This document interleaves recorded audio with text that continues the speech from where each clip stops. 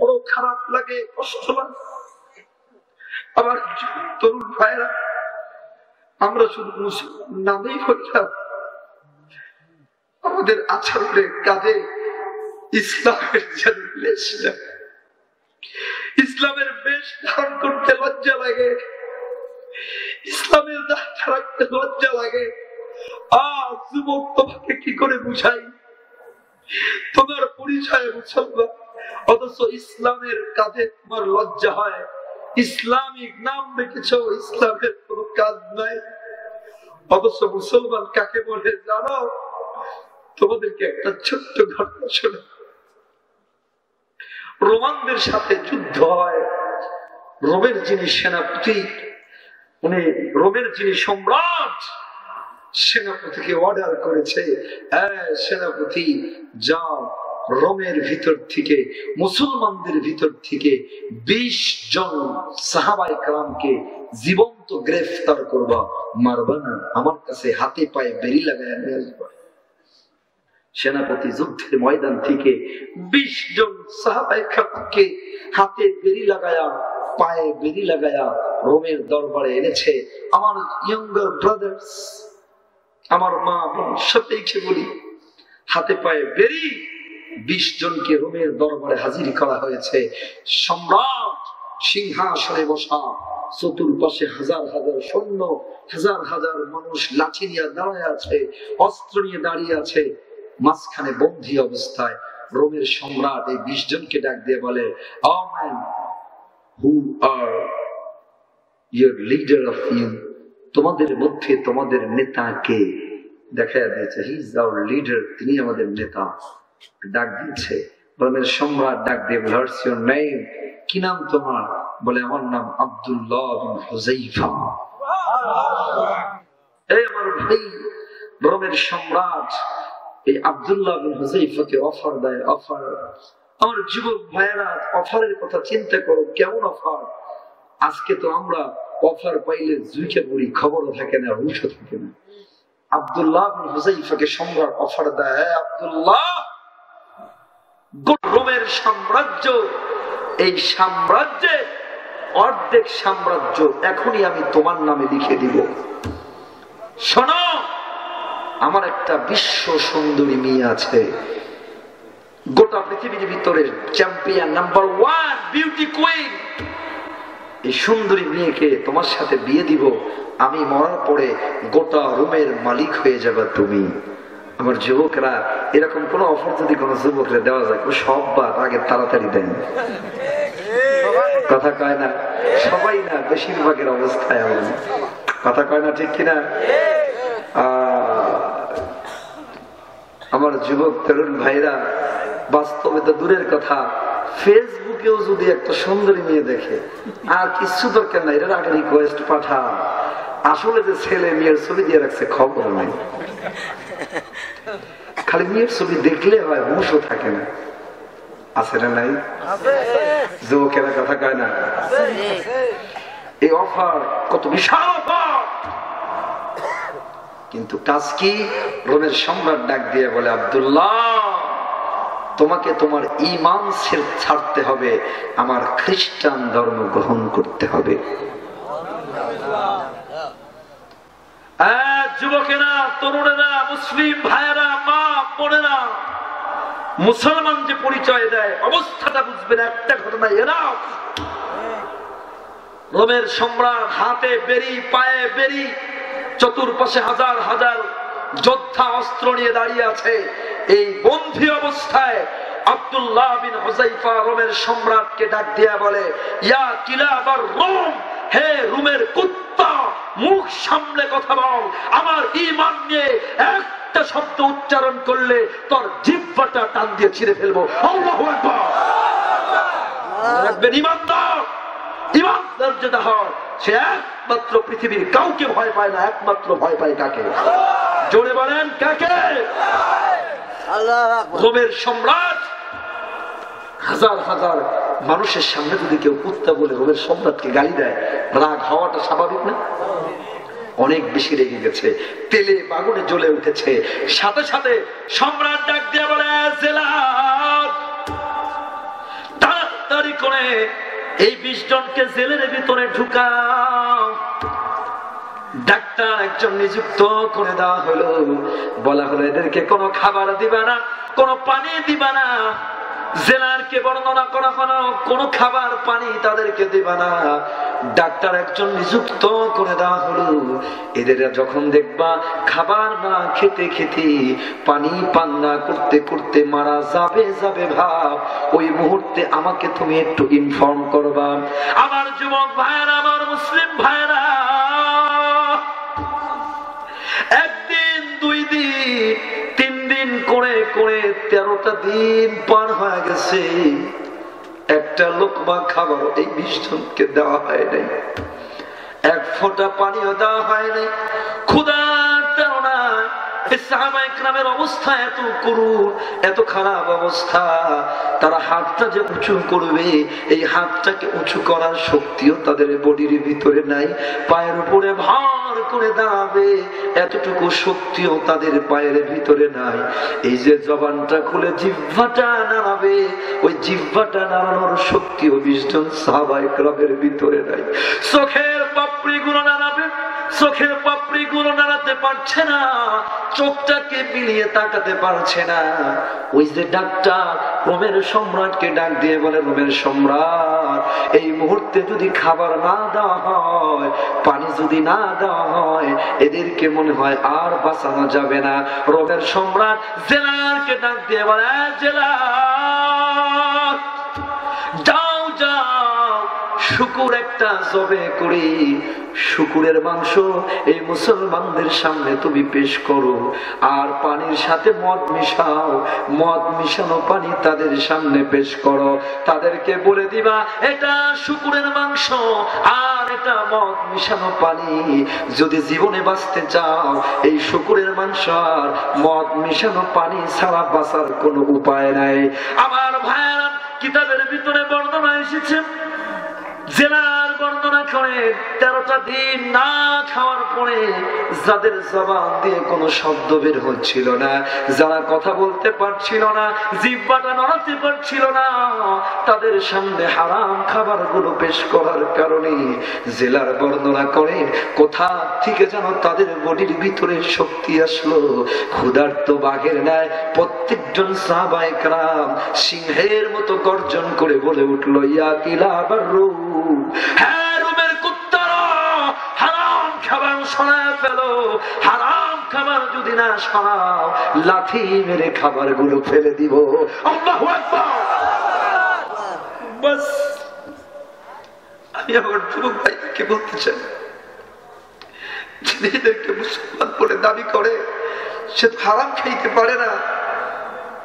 আপনি প্রতিদিন কালিমা পড়ি, নামাজও পড়ি, ওয়াজও করছি, কিন্তু যুবকেরা সিগারেটও খায়, মদও খায়, গাঁজাও খায়, পাইলে বাবাও ছাড়ে না। এলাকায় নাই? কথা বলেন না কেন? আছে না নাই?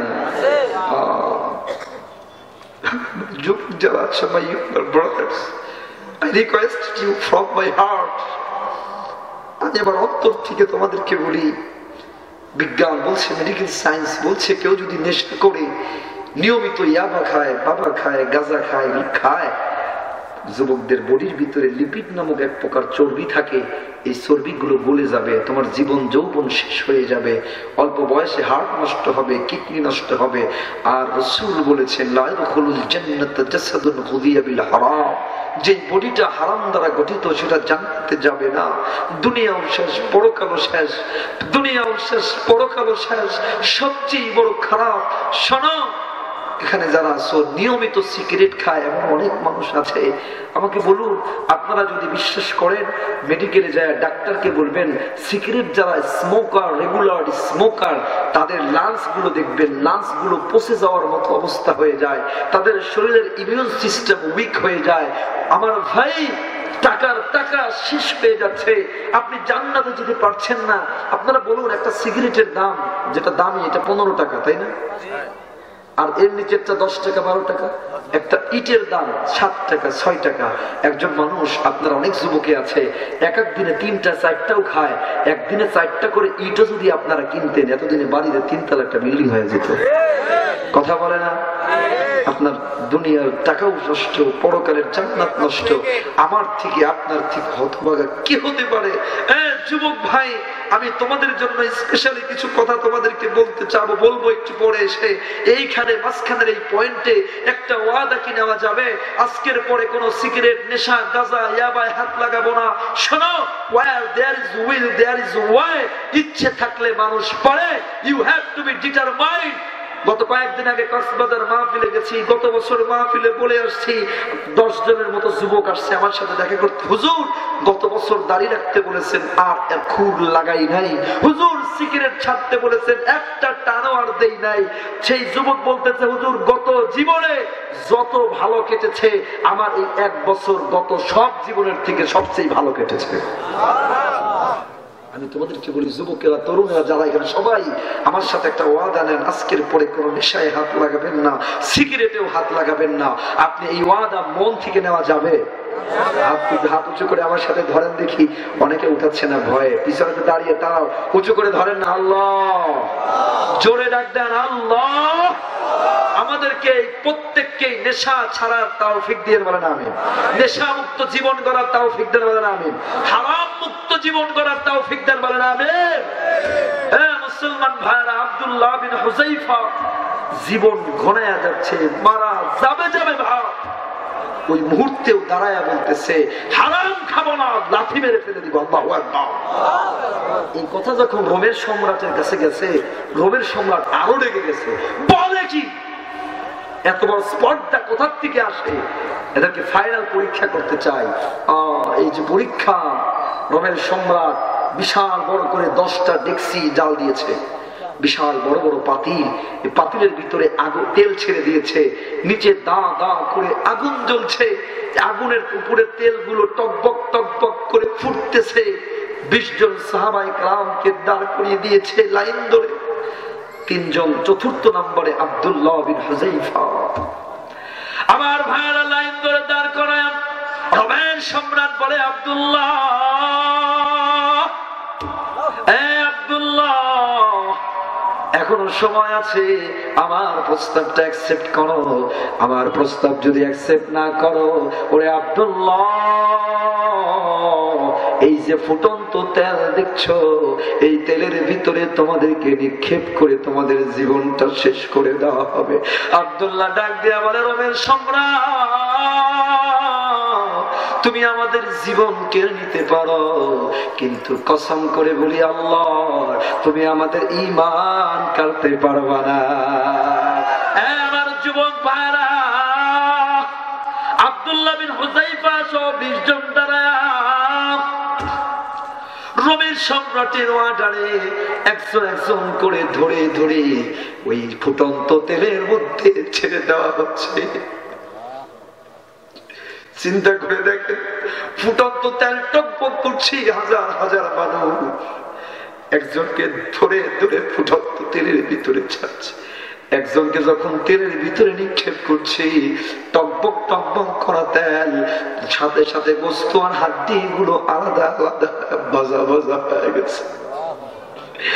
এক একজন করে দ্বিতীয় জন, তৃতীয় জন, সবার সামনে 3 জনকে একদম তেলের ভিতরে ফেলে ভাজা ভাজা করে ফেলা হয়েছে।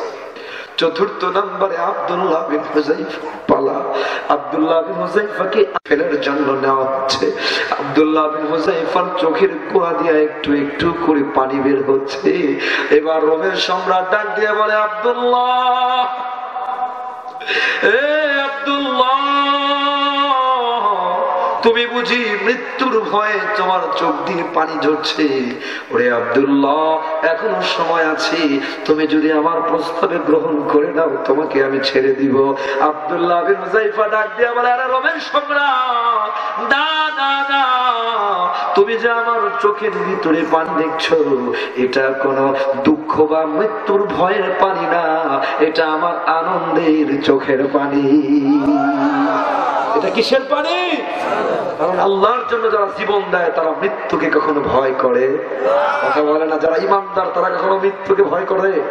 যারা বাংলাদেশে বহু মানুষ আছে ফাঁসির দড়ি হাসি মুখে বরণ করে নেয়, তারা দিনের জন্য যারা ভয় করে, তারা কখনো ফাঁসি হামলা মামলা ভয় করে না, তারা জান্নাতের আশায় জীবনটা ইচ্ছা করে আল্লাহর জন্য কুরবানি দিতে পারে। ঠিক কিনা বলেন? আমার ভাই আব্দুল্লাহ বিন হুযাইফা যখন এই কথা বলে, রোমের সম্রাট এবার একটু আশ্চর্য হয়ে গেছে, বলে কি বলো?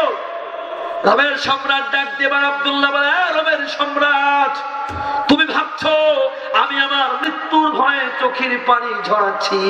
না না না, ওরে রোমের সম্রাট, আমি আল্লাহর দরবারে আমার মন থেকে আনন্দের এটা অশ্রু, আমি আল্লাহকে ডাক দিয়ে বলছি, আল্লাহ আল্লাহ, আপনি আমার বডির ভিতরে একটা মাত্র জীবন দিয়েছেন, আল্লাহ আপনি আমার বডির ভিতরে যত পশম আছে প্রত্যেকটা পশমের গোড়ায় গোড়ায় একটা করে জীবন যদি দিতেন, আল্লাহ প্রত্যেকটা জীবনকে আল্লাহ আপনার দ্বীনের জন্য আমি কুরবান করে দিতে পারতাম। আমার সম্রাট ডাক দিয়ে বলে, না না রে, এদেরকে আর হত্যা করা যাবে না, এরা মানুষ না, মা হাযা ইল্লা মালাকুন কারীম, এরা মানুষ না, এরা তো ফেরেশতার জাত, তাড়াতাড়ি করে হাদিয়া দিয়ে এদেরকে বিদায় করে দেন। আপনাদেরকে বুঝাইতে চাই, মৃত্যুর সামনে দাঁড়াও, মৃত্যুর সামনে দাঁড়াও, যে বলে আমি মুসলমান, তারা মৃত্যুর সামনে দাঁড়াও পৃথিবীর কোন মানুষের কাছে মাথা নত করতে পারে? মৃত্যুর সামনে দাঁড়াও তারা হারাম খাইতে পারে? মৃত্যুর সামনে দাঁড়াও ঈমানের সাথে কম্প্রোমাইজ করতে পারে? জাতির কি হলো আজ? আমাদের নিজেদেরকে মুসলমান দাবি করি, সত্যের সন্ধান অবিলম্বে ইসলামিক মিডিয়া।